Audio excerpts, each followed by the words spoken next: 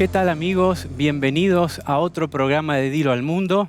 Ya estamos finalizando el año, finalizando la temporada y muy agradecidos a Dios de habernos permitido compartir esta serie que trata sobre el libro de Apocalipsis y que la hemos enriquecido con el trabajo de mi hermano Noé, el libro que hace muy poquito ha terminado de editar, que se llama Apocalipsis, el juicio de Dios.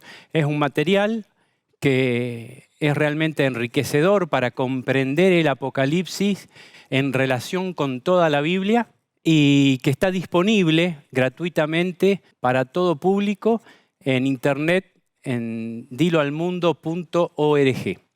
También tenemos que mencionar que se acerca la Navidad, se acerca fin de año. Siempre hay preguntas respecto a si debemos festejar la Navidad. Y la verdad que la Navidad es algo extraordinario. El hecho de que Jesús haya nacido como ser humano en este mundo es una de las noticias más preciosas que tenemos y es esencial para nuestra salvación y para la próxima venida de Jesús. Jesús no podría venir como Rey de Reyes y Señor de Señores a buscar a su pueblo si primero no lo salvaba de sus pecados. Así que la Navidad tiene un significado muy, pero muy grande y no es casual de que todo el mundo quiera celebrarla. Pero sabemos que incluso allí donde hay un significado cristiano muy importante, el diablo también quiere tejer cosas para distorsionar esto. La Navidad se ha convertido en una fiesta pagana en muchos casos, se ha convertido en un momento para estresarnos, para buscar el quedar bien con los seres humanos.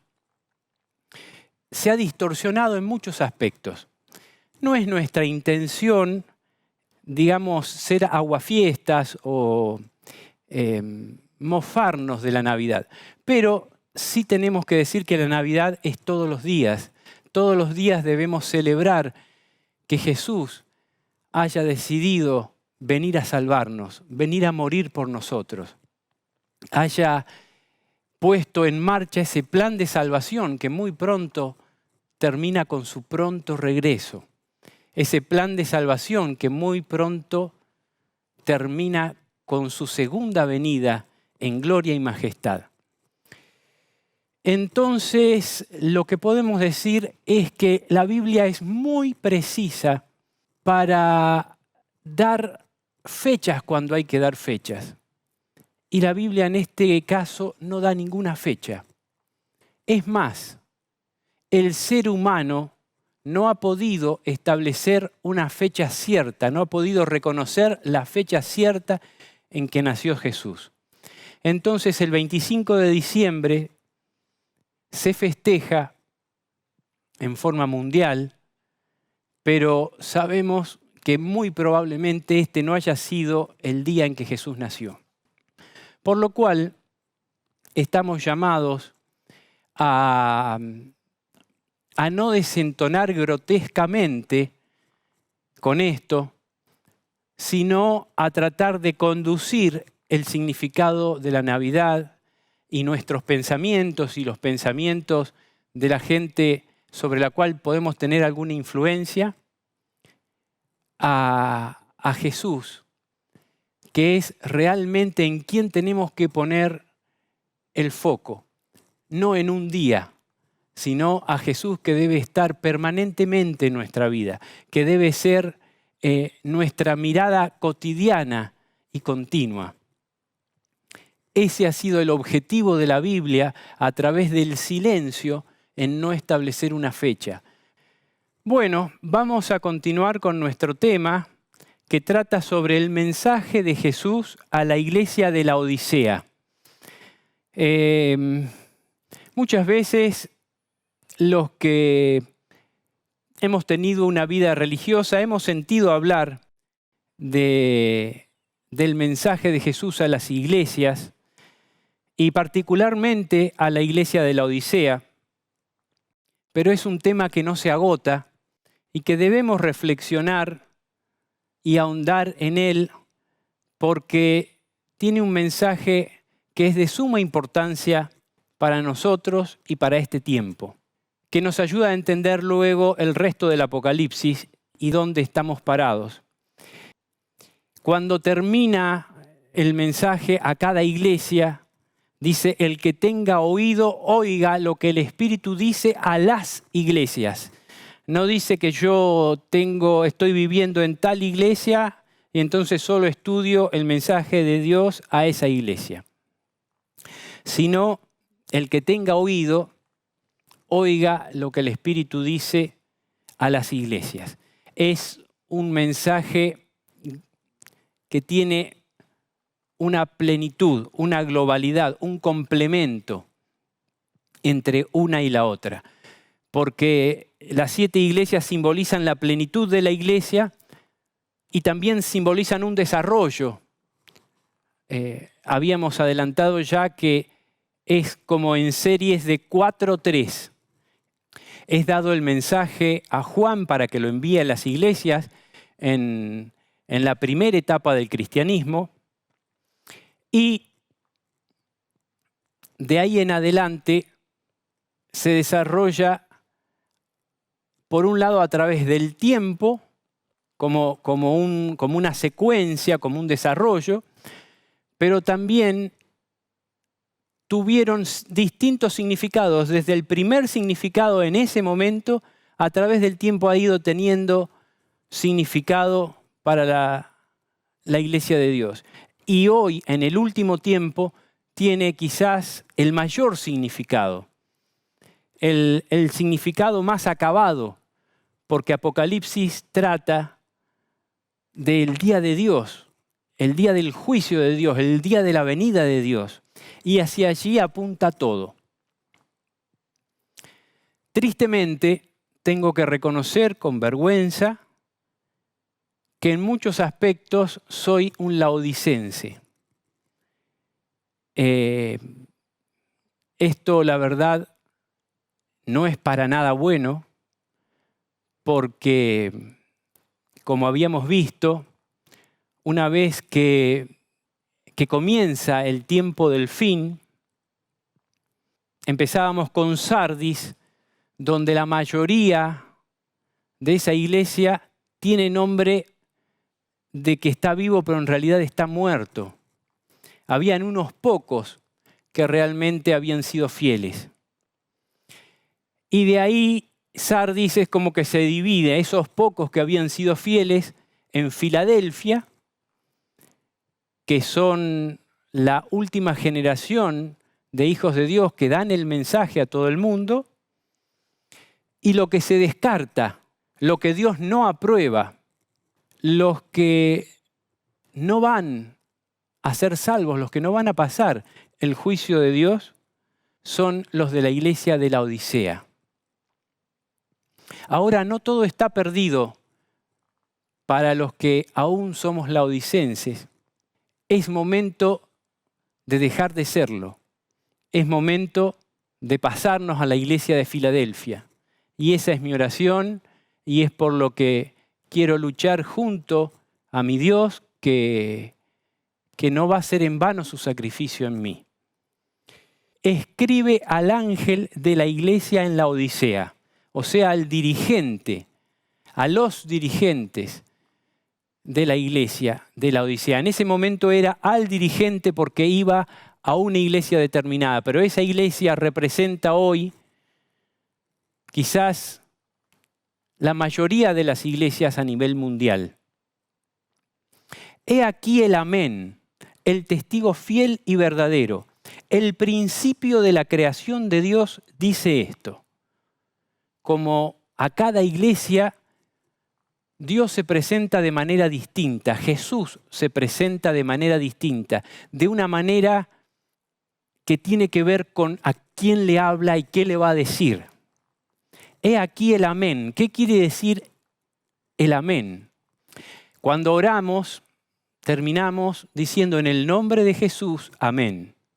Amén quiere decir así sea. Quiere decir en verdad.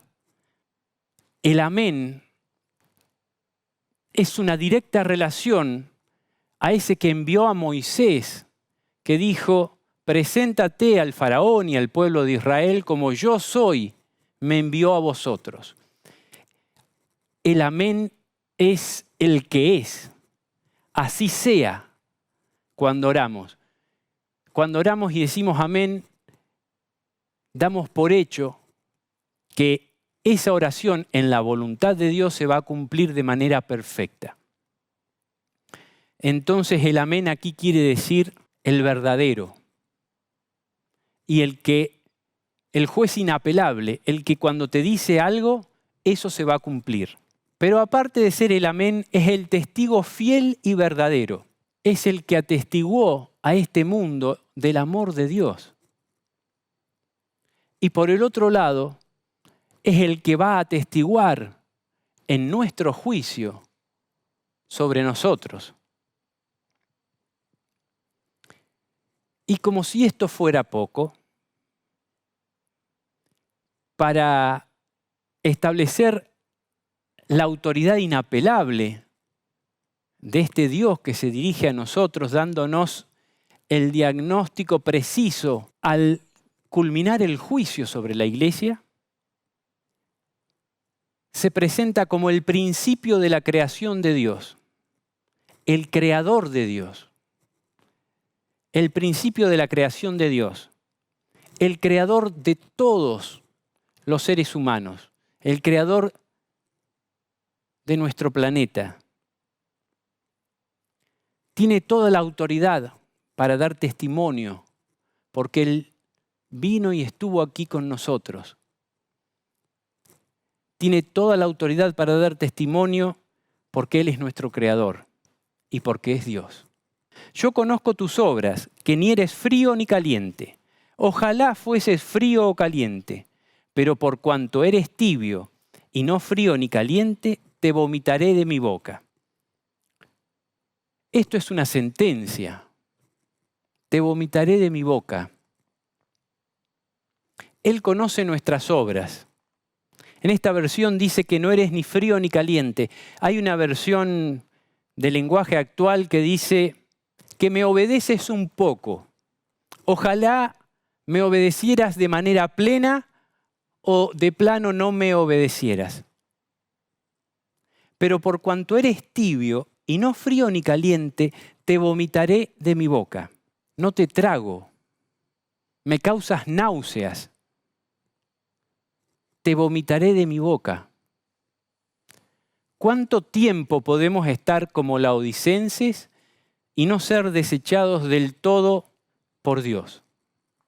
Esto de ser ni frío ni caliente tiene relación con ejercer una fe fingida, una fe trucha, una fe formal, pero que se queda en las formas y que no se condice con la realidad de nuestra vida.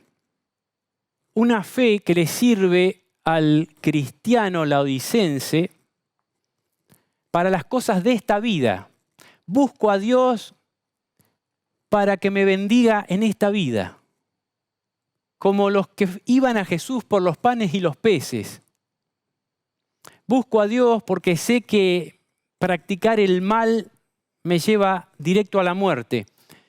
Pero en vez de ir directo a la vida, me quedo en un ni frío ni caliente, en obedezco un poco, pero no obedezco todo lo que Dios me da y me pide.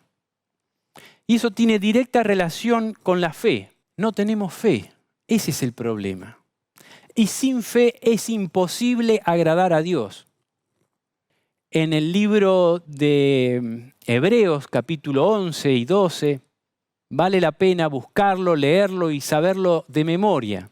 La fe, dice, es la certeza de lo que no se ve, la certeza de lo que se espera, de donde lo que se ve, la creación de Dios, fue hecho de lo que no se veía. Por lo tanto, de lo que vemos, tenemos que avanzar a lo que no se ve, a la vida futura que Dios nos ofrece, junto a Él. Porque tú dices, yo soy rico y me he enriquecido y de ninguna cosa tengo necesidad. Y no sabes que tú eres un desventurado, miserable, pobre, ciego y desnudo. Tenemos mucho conocimiento, o creemos tener conocimiento de las cosas de Dios. El laodicense es alguien que cree que sabe y no sabe que es un desventurado, un miserable, pobre, ciego y desnudo.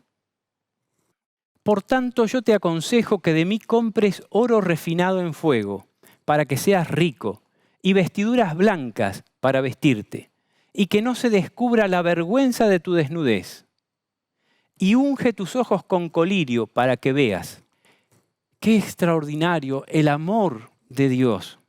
Estando en el peor de los estados, con todo su amor, con todo su tacto, nos aconseja que de mí compres oro refinado en fuego. El oro refinado en fuego no lo vamos a encontrar en ningún otro lado, ni en ninguna otra persona.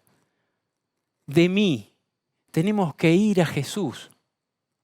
El oro refinado en fuego es la fe pura. Es la fe que obra. Recién mencionábamos Hebreos 11, donde está la galería de la fe. Y podemos ver en la fe de los grandes hombres de Dios que por la fe alcanzaron buen testimonio. Por eso está el testigo fiel. Y por eso se relaciona con esto. Por la fe es como podemos alcanzar buen testimonio en el juicio. Por la fe es como podemos obedecer. La fe nos lleva a obedecer. Una fe que no nos lleva a obediencia completa, no es fe. Ahí vemos, por ejemplo, que por la fe Abraham dejó su casa y salió sin saber a dónde iba. Vemos que por la fe Abraham estuvo dispuesto a entregar a su propio hijo, del cual tenía la promesa de que en él tendría una descendencia como la arena del mar y como las estrellas del cielo. Y parecía una contradicción, pero por la fe pudo reflejar, pudo ser un ejemplo de Dios Padre y con Isaac, de Jesús, del sacrificio. Pudo mostrar la envergadura del sacrificio de Jesús y de Dios por nosotros, el amor de Dios por nosotros. Un hombre que había tenido falta de fe, un hombre que era como nosotros, sujeto a errar, sujeto a caer, pero en las manos de Dios, actuando por fe, alcanzó buen testimonio. Lo mismo pasa, por ejemplo, en el caso de Noé. Dios le dijo que fabricara un transatlántico cuando nunca había llovido, por fe en las cosas que nunca se habían visto, por fe en la palabra de Dios, actuó Noé trabajando de manera full time, de manera a tiempo completo, durante 120 años. Eso es fe. Y eso es lo que le falta a los infieles que aparentan ser fieles de la iglesia de la Odisea. Eso es lo que nos falta a nosotros. Y Jesús nos amonesta, nos da el consejo que compres oro refinado en fuego para que seas rico y vestiduras blancas para vestirte. Las vestiduras blancas vamos a ver que simbolizan la justicia de Dios, la justicia que nos justifica, que nos da el carácter de Cristo para vivir, que nos santifica para vivir delante de Jesús, delante de Dios y de sus ángeles, para que no se descubra la vergüenza de nuestra desnudez. Y unge tus ojos con colirio para que veas. El laodicense está ciego, no sabe. Yo reprendo y castigo a los que amo. Sé pues celoso y arrepiéntete. Esta reprensión viene del amor infinito. Dios nos habla de manera franca y clara. Sé pues celoso y arrepiéntete. ¿Qué quiere decir celoso? Celoso es alguien que reacciona de manera adecuada y se arrepiente. Esto sería imposible sin la acción del Espíritu Santo, porque el laodicense no sabe y no ve. Unge tus ojos con colirio para que veas. El Espíritu Santo es el único que puede hablarnos a nuestro corazón para convencernos de nuestro pecado. He aquí, estoy a la puerta y llamo. Qué humildad, qué amor el de Jesús. He aquí, estoy a la puerta y llamo. Si alguno oye mi voz y abre la puerta. ¿Por cuánto tiempo Jesús ha estado afuera de nuestra casa, afuera de nuestro corazón, golpeándonos la puerta? A ver si oímos. No hace falta solamente oír, sino proceder en consecuencia, abrir la puerta. ¿Cuántas excusas tenemos para no oír o para no abrir la puerta? Ninguna. Ninguna excusa real. Está nuestro Creador y Salvador a nuestra puerta. ¿Y qué nos dice? Si alguno oye mi voz y abre la puerta, entraré a él y cenaré con él y él conmigo. Al que venciere le daré que se siente conmigo en mi trono, así como yo he vencido y me he sentado con mi Padre en su trono. El que tiene oído, oiga lo que el Espíritu dice a las iglesias. Es extraordinario esto. Jesús nos acaba de decir que ya hay una sentencia para nosotros que nos desecha, pero no lo quiere hacer. Nos está dando una última oportunidad y nos está ofreciendo todo. Nos está ofreciendo estar con Él, reinar con Él. Le daré que se siente conmigo en mi trono. No vamos a estar solamente en la Nueva Jerusalén, en la ciudad donde mora Jesús, en la ciudad donde mora el Padre, sino que vamos a estar con Él, reinando en su propio trono. Tenemos que empezar abriendo la puerta y oyendo su voz. Y Él promete darnos un banquete espiritual. Entraré a Él y cenaré con Él y Él conmigo. Una relación extraordinaria de confianza y de amor. Eso es lo que quiere Jesús con nosotros. Pero bueno, tenemos que ver que el desarrollo de la iglesia, desde Éfeso, que había hecho todo bien, pero había perdido su primer amor, lo cual es grave, hasta llegar a la Odisea, en que no solamente se perdió el primer amor, sino que el hacer todo bien es simplemente una máscara. No hacemos las cosas bien. Éfeso ya tenía la levadura de la Odisea, pero había hecho todo bien. Ahora es imposible continuar haciendo todo bien si perdemos el primer amor. En síntesis, el resultado del análisis que realiza Jesús, el testigo fiel, sobre su iglesia es desolador, por lo cual nos preguntamos, si llegado el fin del tiempo, esta es la realidad de la iglesia, ¿qué hará Dios para tener para sí mismo una iglesia gloriosa que no tuviese mancha ni arruga ni cosa semejante, sino que fuese santa y sin mancha? La respuesta tiene que ver con zarandeo, abominación desoladora, persecuciones, catástrofes, dolor y muerte. Si esta es la condición de la iglesia, ¿cuál será la condición del mundo que ha dejado totalmente a Dios? Es imposible que no vengan crisis. Es imposible que no se dé una situación de crisis. Y esto Dios lo permite como última oportunidad de salvar a sus hijos, que no están como deben estar. El zarandeo. El zarandeo es el tamiz por el cual Dios nos juzga. El tamiz que sirve para ver qué es lo que se separa. El que siembra la buena semilla, dijo Jesús, es el Hijo del Hombre. El campo es el mundo. La buena semilla son los hijos del reino. Y la cizaña son los hijos del malo. El enemigo que la sembró es el diablo. La siega es el fin del siglo.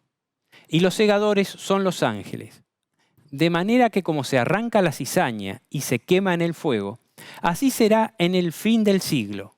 Enviará el Hijo del Hombre a sus ángeles y recogerán de su reino a todos los que sirven de tropiezo y a los que hacen iniquidad, y los echarán en el horno de fuego.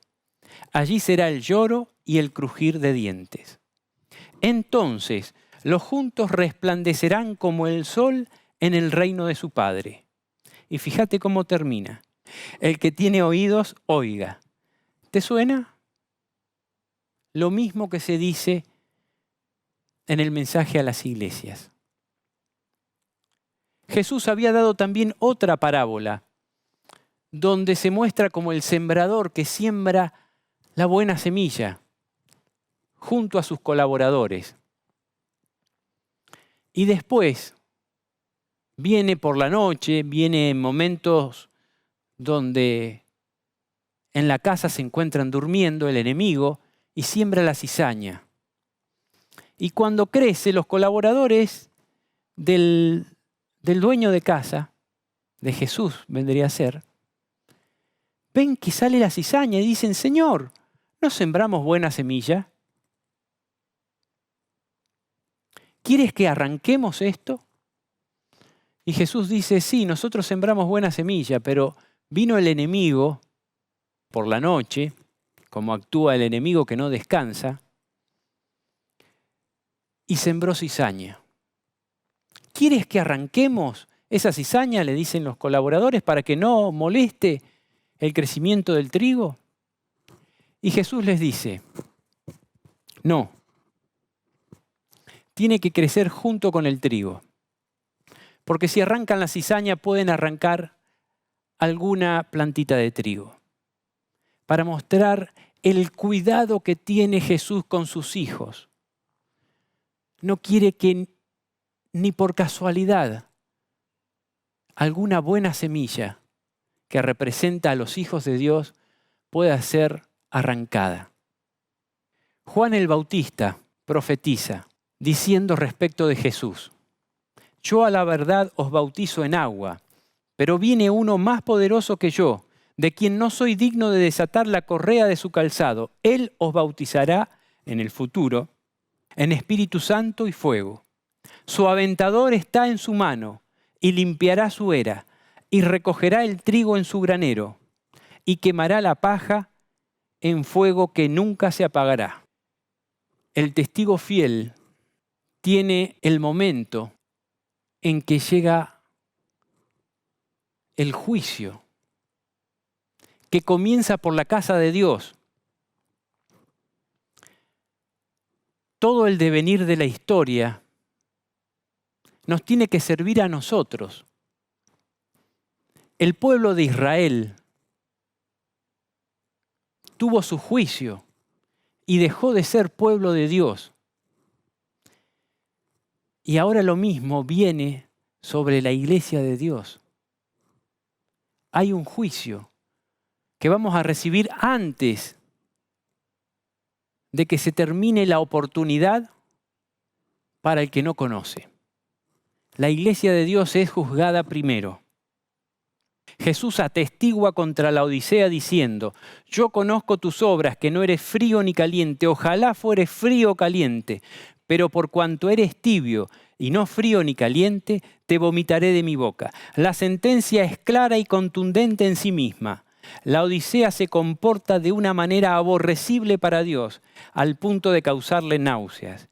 Jesús, el testigo fiel, al comunicar la terrible sentencia a su propio pueblo, también expone sus fundamentos diciéndole: por cuanto eres tibio y no frío ni caliente, porque tú dices yo soy rico y me he enriquecido y de ninguna cosa tengo necesidad, y no sabes que tú eres un desventurado, miserable, pobre, ciego y desnudo. Es decir, el estado de tibieza espiritual, sumado al orgullo y a la suficiencia propia que posee esta iglesia, es lo que produce el rechazo de Dios. No hay peor cosa para Dios que nuestro orgullo y nuestra suficiencia propia. Él murió para salvarnos y nosotros no estamos valorando todo lo que Él ha hecho y está dispuesto a hacer por nosotros. Creemos que por nosotros mismos podemos llegar a alguna parte. Creemos que nuestra justicia puede valer de algo. Nuestra justicia es un trapo de inmundicia. Jesús lo ilustró de manera precisa. A unos que confiaban en sí mismos como justos y menospreciaban a los otros, que es otra característica del laodicense, menosprecia a los pequeñitos de Jesús. A unos que confiaban en sí mismos como justos y menospreciaban a los otros, dijo también esta parábola. 2 hombres subieron al templo a orar. Uno era fariseo y el otro publicano. El fariseo, puesto en pie, oraba consigo mismo. Este consigo mismo tiene una significación. Y decía de esta manera: Dios, te doy gracias porque no soy como los otros hombres, ladrones, injustos, adúlteros, ni aun como este publicano. Ayuno 2 veces a la semana, doy diezmo de todo lo que gano. Mas el publicano, estando lejos, no quería ni aún alzar los ojos al cielo, sino que se golpeaba el pecho diciendo: Dios, sé propicio a mí, pecador. Os digo, dice Jesús, que éste descendió a su casa justificado antes que el otro, porque cualquiera que se enaltece será humillado, y el que se humilla será enaltecido. Aún este fariseo era mejor que los laodicenses, pero no le servía de nada estas buenas características. Dice que no era ladrón, no era adúltero, diezmaba de todo. Aún si tuviéramos una justicia humana de ser correctos, cosa que no somos, no alcanzaría para salvarnos. Y siempre esto termina en menosprecio para los pobres en espíritu, que son a los que vino a salvar Jesús. Claramente los infieles de la iglesia de la Odisea son personas que confían en sí mismas de una manera que ofende a Dios. Personas que diciéndose y aún creyéndose pueblo de Dios, favorito entre las naciones, rechazan la gracia transformadora de Cristo desde lo más íntimo de sus almas. Son como aquella higuera frondosa que aparentaba grandeza delante de los hombres, pero que, por no tener fruto, fue maldecida por Jesús. Después vamos a ir sobre esto de esa higuera frondosa, de gran apariencia, pero que no daba fruto. Hay otro ejemplo que nos da Pablo y que grafica de buena manera el orgullo inservible de los laodicenses, la desubicación de los laodicenses. El pueblo de Dios en la Biblia también es representado por un olivo. Israel fue parte de este árbol de origen divino y es llamado por el apóstol Pablo las ramas naturales. Por tanto, nuestra iglesia gentil es considerada una rama silvestre, injertada en el olivo natural. En este contexto, Pablo nos amonesta diciendo: pues si alguna de las ramas fueron desgajadas y tú, siendo olivo silvestre, has sido injertado en lugar de ellas, y has sido hecho participante de la raíz y de la rica savia del olivo, no te jactes contra las ramas naturales, y si te jactas, sabe que no sustentas tú a la raíz, sino la raíz a ti, pues las ramas, dirás, fueron desgajadas para que yo fuese injertado.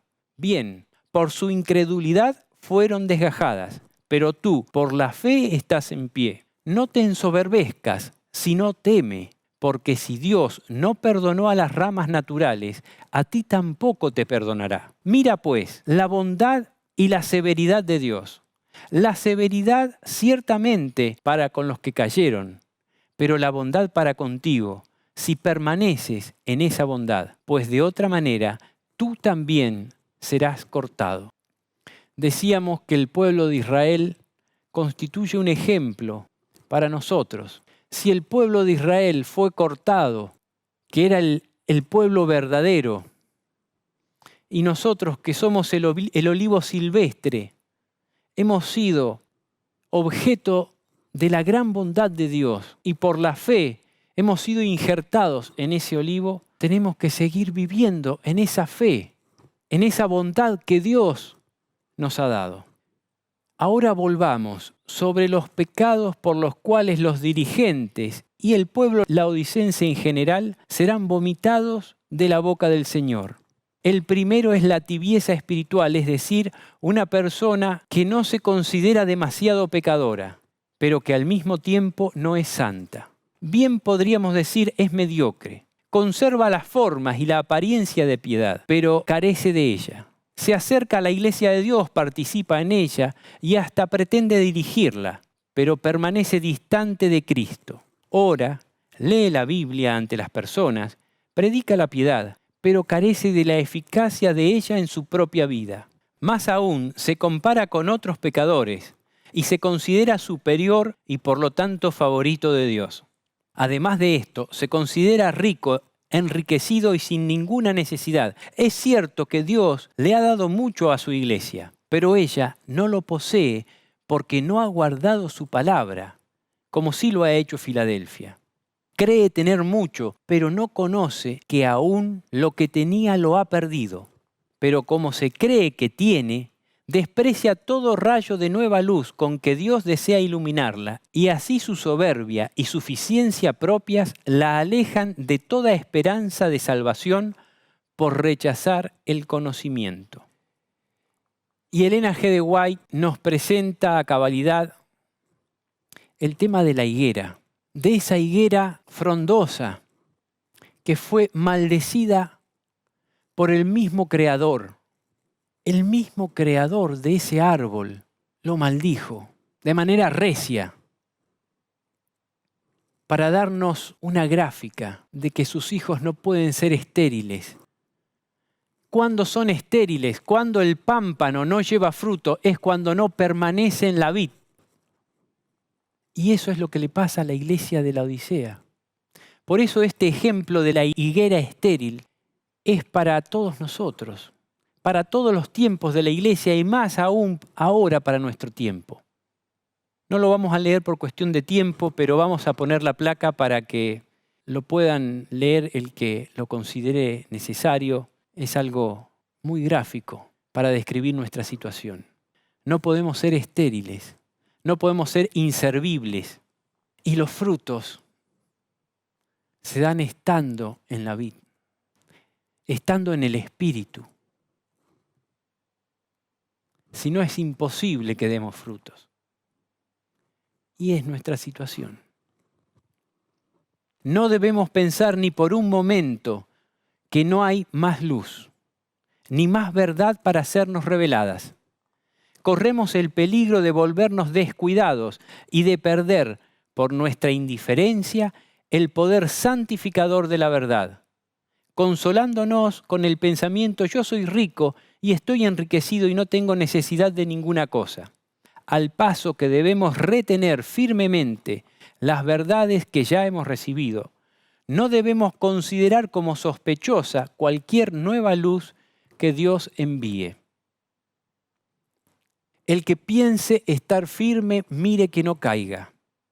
Pablo nos amonesta diciendo, porque no quiero, hermanos, que ignoréis que nuestros padres todos estuvieron bajo la nube, y todos pasaron el mar, y todos en Moisés fueron bautizados en la nube y en el mar, y todos comieron el mismo alimento espiritual, y todos bebieron la misma bebida espiritual, porque bebían de la roca espiritual que los seguía, y la roca era Cristo.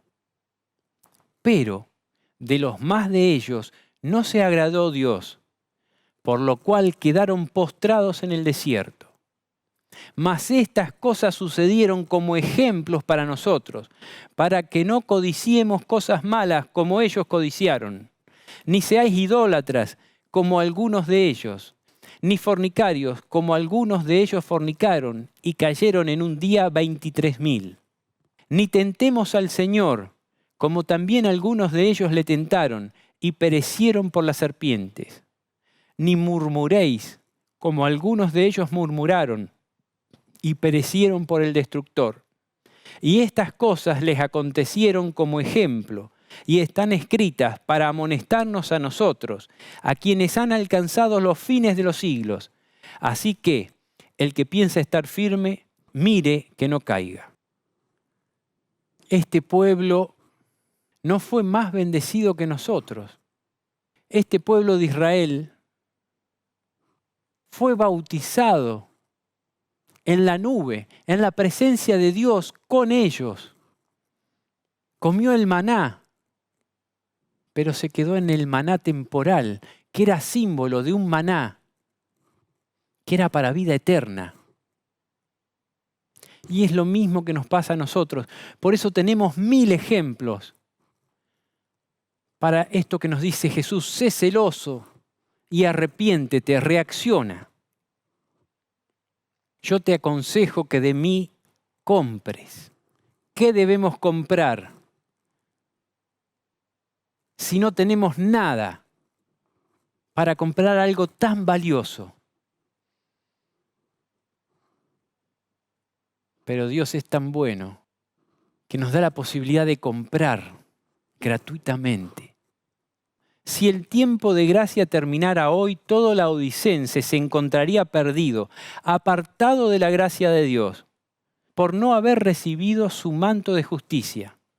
Por esto, si te das cuenta que eres un miserable laodicense, tal como me pasa a mí, corramos a Cristo y compremos lo que Él nos ofrece. Por tanto, yo te aconsejo que de mí compres oro refinado en fuego, para que seas rico, y vestiduras blancas para vestirte, y que no se descubra la vergüenza de tu desnudez. ¡Qué extraordinario Jesús! Quiere que no pasemos vergüenza, que no suframos semejante oprobio que merecemos por nuestros pecados. Quiere taparnos con su justicia. Quiere justificarnos, quiere darnos su manto de santidad. Pero no nos los puede dar si nosotros no vamos a Él, si no cooperamos con Él, y que no se descubra la vergüenza de tu desnudez. Y unge tus ojos con colirio para que veas. ¿Qué representa el oro refinado en fuego? Tiene que ver con aquello que perdió Éfeso al comienzo de la historia. El primer amor de Cristo. Representa la belleza de la perfecta fe que obra por amor. Recordemos que el apóstol Santiago nos exhorta a que seamos ricos en fe y herederos del reino que Dios ha prometido a los que le aman. La fe que obra por amor es una fe viva, que no le agrada las apariencias de piedad, sino la efectiva salvación de las almas, que piensa de los demás como Cristo pensaba de aquellos a quienes deseaba salvar, que siente el celo de Cristo por las almas que perecen. Los que tengan tal fe y obren por amor de acuerdo a ella, serán ricos en el reino de los cielos. ¿Y qué son las vestiduras blancas? Las vestiduras blancas que Cristo nos pide que compremos de Él representan el manto de su propia justicia, que Él desea colocar en nosotros. Una justicia que no solo justifica al hombre delante de Dios por sus pecados pasados, sino que también le hace justo para que viva en la santidad de Dios. En este sentido, las vestiduras blancas representan la justicia y el carácter de Cristo en nosotros. ¿Qué podemos decir? No tenemos nada que decir, más que apreciar este mensaje tan extraordinario, este mensaje tan amoroso que Dios nos da y nos ejemplifica a través de toda la Biblia. El apóstol Pablo, hablando de la obra que debe efectuarse en cada hijo de Dios, dijo: «Vestíos pues como escogidos de Dios, santos y amados, de entrañable misericordia, de benignidad, de humildad, de mansedumbre, de paciencia, soportándoos unos a otros y perdonándoos unos a otros, si alguno tuviera queja contra otro. De la manera que Cristo os perdonó, así también hacedlo vosotros. Y sobre todas estas cosas vestíos de amor, que es el vínculo perfecto. Y la paz de Dios gobierne en vuestros corazones, a la que asimismo fuisteis llamados en un solo cuerpo, y sed agradecidos. La palabra de Cristo more en abundancia en vosotros, enseñándoos y exhortándoos unos a otros en toda sabiduría, cantando con gracia en vuestros corazones al Señor con salmos e himnos y cánticos espirituales. Y todo lo que hacéis, sea de palabra o de hecho, hacedlo todo en el nombre del Señor Jesús, dando gracias al Dios y Padre por medio de Él». Pablo nos lleva a la realidad, cómo debemos desenvolvernos. Si bien hay algo de individual en nuestra salvación, dice: el que tenga oído, oiga. Debemos digerir el mensaje de Dios por nosotros mismos, pero también está la comunidad de la iglesia, donde debemos ir a Dios de manera mancomunada, de manera amorosa, amando a nuestro hermano, perdonando a nuestro hermano, necesitando el perdón de nuestro hermano y pidiéndole humildemente cada vez que lo podemos agredir, molestar, cada vez que de alguna manera nos equivocamos contra Él. Esto es voluntad de Dios, porque Él dice: donde dos o más me buscan en mi nombre, oran en mi nombre, donde dos o más solicitan mi presencia, allí estoy yo. Dios quiere que tengamos ese vínculo de amor.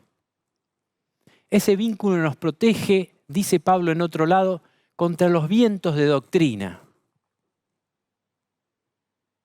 Dios quiere darnos nueva luz, pero también el diablo quiere sembrar cizaña con vientos de doctrina. Y la forma de ampararnos contra esto es conociendo la palabra de Dios, atesorando la palabra de Dios en nuestro corazón y teniendo una común unión en nuestro grupo pequeño, en nuestra iglesia, en nuestra familia. Somos una familia de Dios que no debemos desconocer y en la cual Dios nos quiere amparar. Cuando creemos que tenemos nueva luz, debemos compartirla con nuestros hermanos. Y Dios, en la multitud de opiniones, derrama sabiduría, porque podemos malinterpretar algún concepto.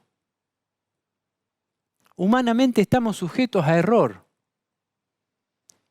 Y nos descuidamos y el enemigo se mete. Entonces, si nos juntamos como grupo y estudiamos la palabra de Dios, aquellas cosas que queremos entender de mejor manera, si compartimos, Dios quiere bendecirnos a través de la riqueza que Él distribuye en todos los hermanos, desde el más pequeñito hasta el que puede ser más estudiado. El Espíritu de Dios se va a derramar en todos sus hijos. No debemos desconocer esto, porque si en el cielo se desarrolló el mal y se llevó a 1 de cada 3 ángeles, ¿qué cosas no van a pasar ahora, en el último tiempo, donde el enemigo va a desplegar su mayor poder? Dios nos manda a ir a tener su palabra atesorada en nuestro corazón para que Él nos pueda proteger y a tener el respeto necesario por la comunidad de hermanos. Entonces, no podemos dejar de alertar a ustedes, nuestros amados televidentes, a ustedes que comparten con nosotros estos estudios, de que por sí mismos deben comprobar si lo que les decimos aquí se condice con el espíritu de toda la Biblia. Porque van a venir falsos maestros, van a venir falsos predicadores, falsos hermanos, y no estamos exentos. No estamos exentos. Entonces, este llamado de Dios es valedero también para la iglesia que queremos ser, que es la iglesia de Filadelfia. Si bien la mayoría de nosotros reconocemos que tenemos aspectos de la Odisea, no podemos quedarnos con esto. Queremos ser la iglesia de Filadelfia, ahí vamos. Y tenemos que abrir la puerta, tenemos que permanecer en la vid. A todos los sedientos, venid a las aguas, dice Jesús a través de Isaías. A todos los sedientos, venid a las aguas. A los que no tienen dinero, venid, comprad y comed. Venid, comprad sin dinero y sin precio, vino y leche. ¿Por qué gastáis el dinero en lo que no es pan y vuestro trabajo en lo que no sacia? Oídme atentamente y comed del bien, y se deleitará vuestra alma con grosura. Inclinad vuestro oído y venid a mí, oíd, y vivirá vuestra alma. Y haré con vosotros pacto eterno.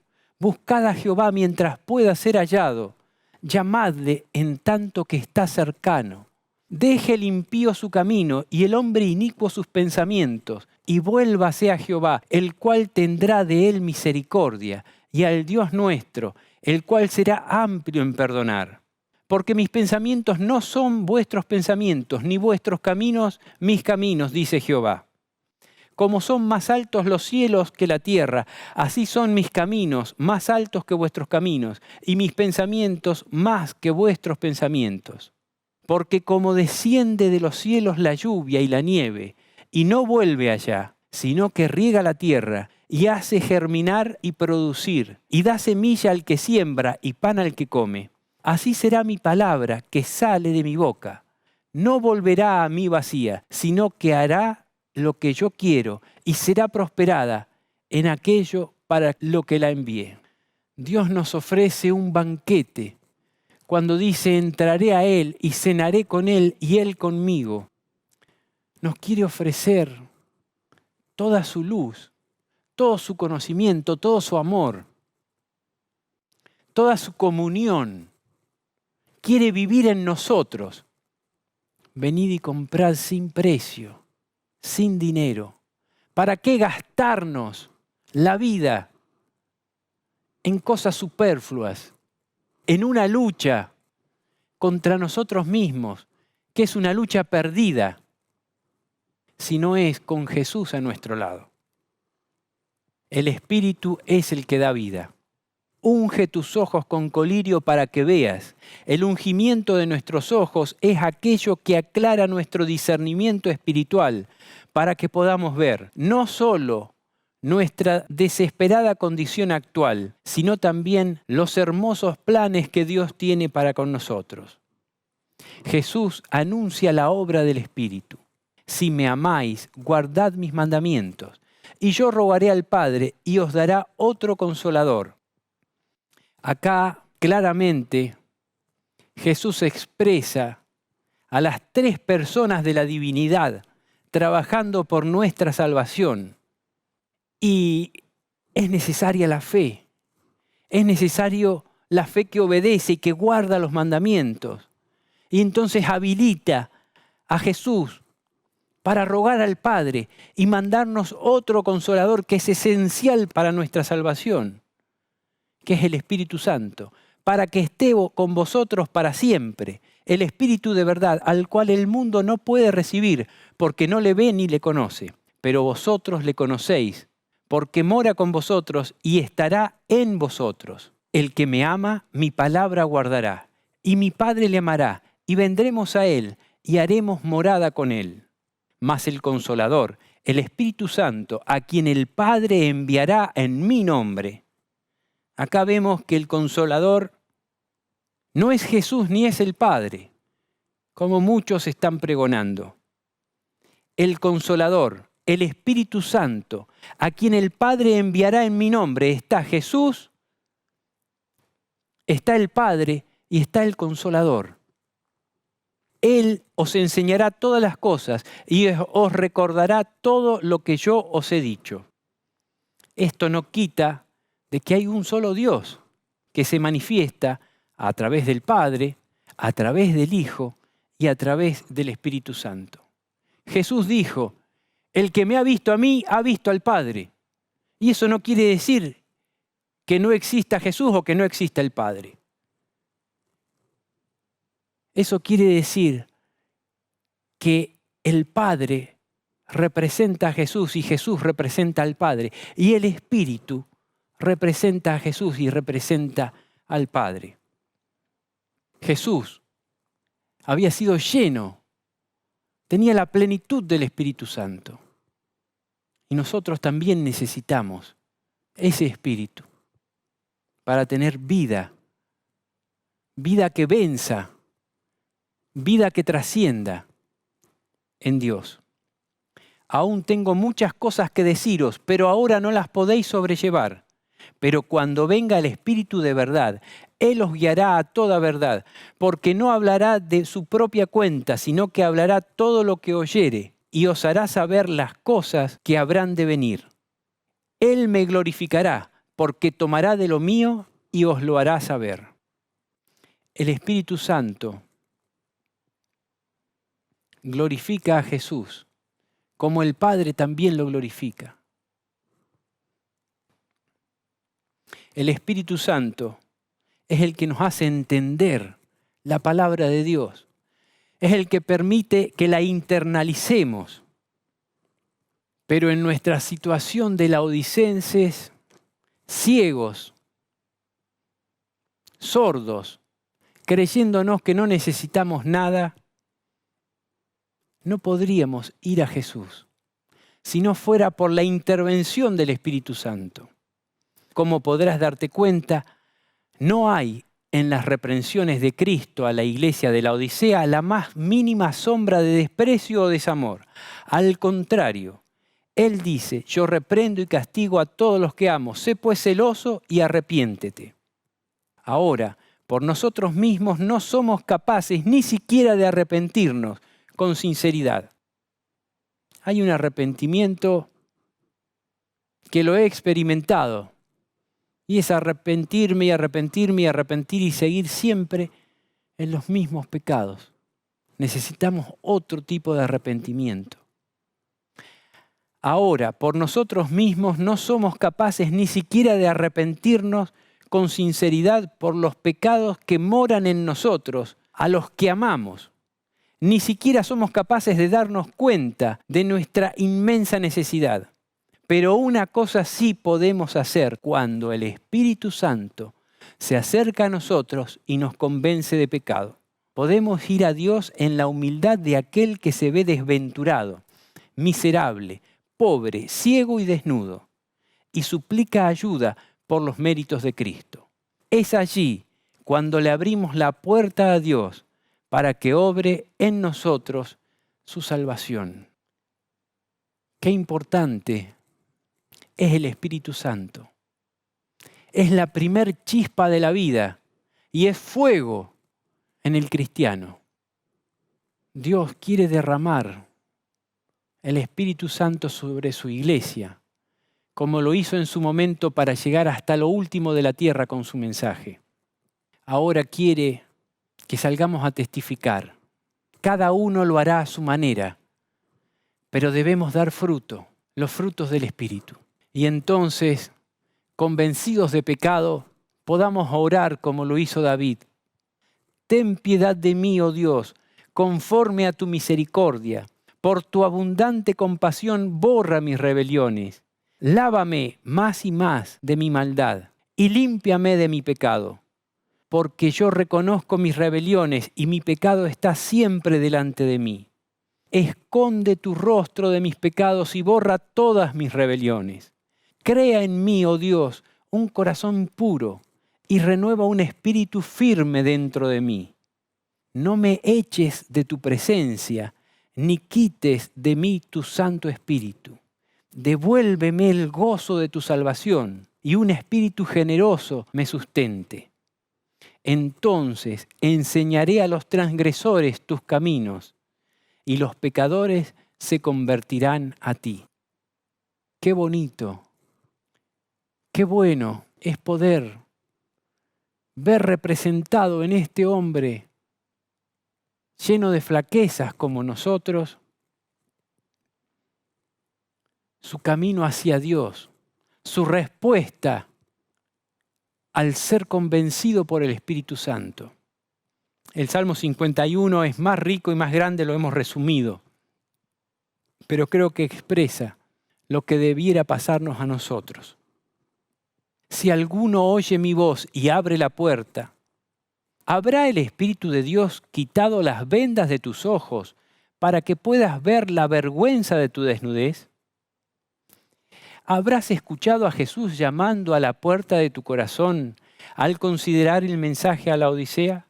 Jesús te dice, he aquí estoy a la puerta y llamo. Si alguno oye mi voz y abre la puerta, entraré a él y cenaré con él y él conmigo. Si esto es así, prepárate, porque Jesús tiene un banquete de preciosas verdades que quiere servir delante tuyo. Hay inmensos raudales de luz, despreciados por siglos, esperando para ser derramados sobre los que se humillen delante de Dios y con toda fuerza de su alma soliciten para sí el Santo Espíritu de Cristo, el cual, además de ser un espíritu de amor, de fe y de servicio, es un espíritu de conocimiento del consejo del Altísimo. Tenemos una obra que hacer. Al que venciere, dice, le daré que se siente conmigo en mi trono, así como yo he vencido y me he sentado con mi Padre en su trono. Al ser humano, en su actual condición caída, le resulta imposible por sus propias fuerzas vencer. Es decir, ser lo que no es. Le es imposible tener el amor y la fe de Jesús y ser justo tal como Dios es justo por sí mismo. Al mismo tiempo, Cristo jamás pondrá sus ropas de justicia en quien no se esfuerce por alcanzarlas. El secreto está entonces en la cooperación divino-humana. Es decir, cuando el hombre acude al auxilio de Dios, poniendo todo lo que está a su alcance para vivir de acuerdo a sus mandamientos, Dios no solo le justifica, sino que también le capacita por medio de los méritos de Cristo y el poder transformador del Espíritu Santo para que lo pueda alcanzar. Como vemos, la promesa de Cristo para estas personas no solo implica que habitarán en las moradas de Dios, la Nueva Jerusalén, sino que también se sentarán en el trono de Cristo. Tenemos una obra que hacer. Al que venciere, dice. Pero ¿cómo es esto de vencer? podemos vencer por nosotros mismos. Es imposible. Pero sí podemos agarrarnos de la victoria de Jesús. Sí podemos orar para que la victoria de Jesús sea nuestra. Sí podemos ponernos en las manos de Dios y contestar en la medida de nuestras fuerzas su llamado. Y en la medida que ejerzamos fe en la sangre salvadora de Jesús, Él nos va a ir capacitando y se va a dar una común unión en la cual vamos a tener un yugo con Jesús, como Él nos manda. Llevad mi yugo sobre vosotros, porque mi carga es fácil, mi carga es ligera. Entonces lo que era imposible para el hombre es posible para Dios si nos unimos a Él en esta búsqueda de salvación. Esto es lo que nos quiere decir Jesús. Y entonces Él nos transfiere esa fe que obra en su perfecto amor para salvación. Para salvación no solamente nuestra, sino de otros. Y Dios nos promete alcanzar no solo la salvación para vivir en el cielo con sus santos ángeles, sino para reinar junto con Él. Es extraordinario. Para terminar, vamos a ver a través del velo que descorre el Apocalipsis, muchos laodicenses pudieron emblanquecer sus ropas en la sangre del Cordero. Cómo muchos laodicenses podrán vencer. No hay tiempo que perder. Es algo que debemos reaccionar de manera urgente, ser celosos y arrepentirnos. Estamos finalizando el año y comenzando una nueva etapa. Dios ha permitido este tema que sea para salvación, que sea para vivir una nueva vida en Cristo. Dice Jesús que permite que Juan, su discípulo amado, entre en esa nueva Jerusalén, en ese trono de Dios y vea estas cosas maravillosas.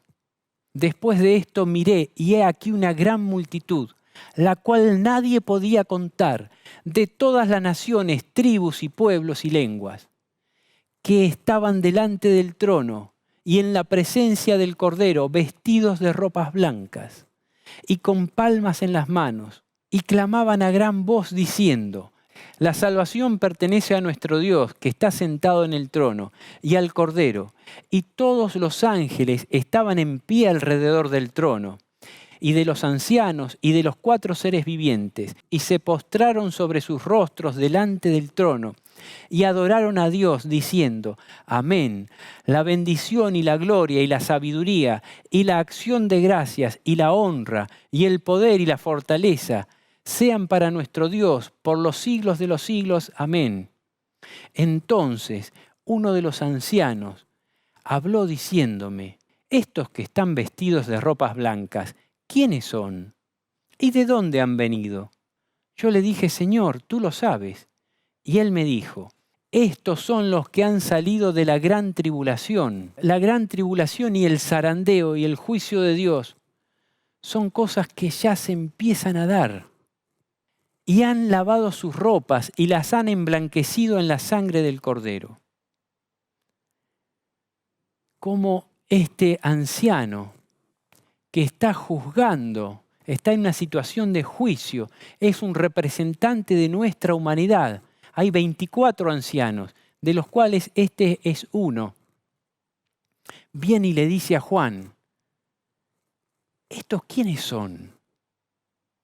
Le quiere llamar la atención a Juan y a través de Juan a todos nosotros. ¿Quiénes son todos estos? Y Juan le dice: tú lo sabes, Señor, dímelo tú. Y entonces le dice: estos son los que han salido de la gran tribulación y han lavado sus ropas y las han emblanquecido en la sangre del Cordero. Por esto están delante del trono de Dios y le sirven día y noche en su templo. y el que está sentado sobre el trono extenderá su tabernáculo sobre ellos. Ya no tendrán más hambre ni sed, y el sol no caerá más sobre ellos, ni calor alguno, porque el Cordero que está en medio del trono los pastoreará y los guiará a fuentes de agua de vida. Y Dios enjugará toda lágrima de los ojos de ellos. Allí estarán los ex-laodicenses. Este mensaje no volverá vacío. Que podamos ser de esos que dejaron de ser laodicenses para ser fervientes, para estar en la obra de Dios, para estar fervientes, obrando con fe, ya sea en pequeñas cosas o en grandes cosas, donde Dios nos ponga. Para Dios, todo lo que es de fe es valioso. Desde aquella hija a la que Jesús le dijo, hija, tu fe te ha salvado, hasta la obra que hizo Noé, lo que hizo Abraham. Cualquier obra, por pequeña que sea o grande, si es de fe, vale salvación para nosotros y para otros. Que esto sea una realidad y una bendición. Gloria a Dios por ser tan bueno y tan amoroso, por salvar hasta lo sumo, por estar golpeando a nuestro corazón, por estar a nuestra puerta. Gracias, Señor. Queremos abrirte nuestra puerta. Amén.